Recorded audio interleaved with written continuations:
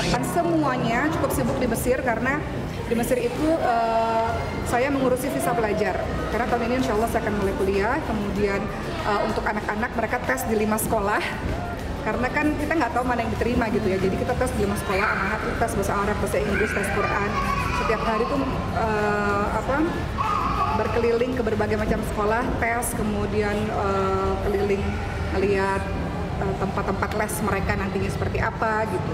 Dan yang paling ribet yang ngurusin dokumen sih, bolak-balik ke KBRI, bolak-balik ke tempat belajarnya, ke sekolahnya, itu yang paling agak ribet.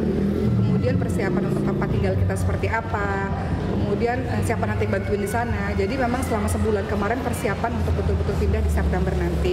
Nah September insya Allah akhirnya yang pindah untuk belajar itu adalah saya, Maryam, Khadijah dan Ibrahim. Jadi yang ada di Indonesia itu ayahnya sama Sulaiman Cara. Jadi memang perlu fasih dulu bahasa Indonesia sebelum dia datang ke Mesir gitu.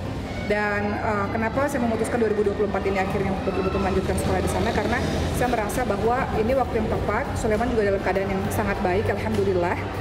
Paling tinggal terapi bicaranya aja. Kalau dia udah bisa bicara lancar, kita akan bawa Sulaiman juga ke Mesir gitu. Nanti anak-anak gimana Ustazah selama di Mesir sendiri? Nah, kalau di Mesir itu kan banyak liburnya ya kalau sekolah-sekolah Arab itu. Jadi kayak libur di musim panas sekitar bulan Juli itu liburnya 3 bulan, ntar Desember libur lagi sebulan. Jadi ketika libur-libur itu kalau nggak kami yang ke Indonesia, kalau nggak babanya sama Sulaiman yang datang ke Mesir, pindah ke negara lain.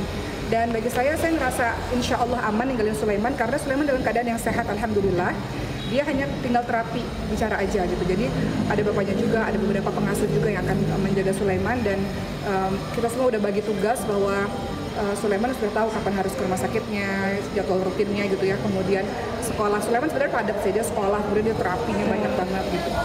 Jadi kalau dibilang sedih nggak sih ninggalin, ya pasti ada sedih. Cuman saya berkonsentrasi dulu karena Sulaiman kemarin kan sudah full konsentrasi nih ketika dia lahir sampai sekarang ini sudah full konsentrasi dengan Sulaiman.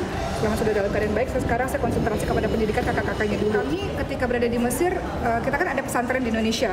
Nah di Mesir sebenarnya kita udah buat juga pesantren itu gitu. Jadi udah ada kakak-kakak santri di sana. Saya tinggal satu gedung sama pesantren kami yang ada di sana gitu. Jadi kakak-kakak santrinya itu bersama dengan saya tinggalnya bareng-bareng. Jadi anak-anak nggak terlalu kesepian, ada lingkungan Indonesia juga.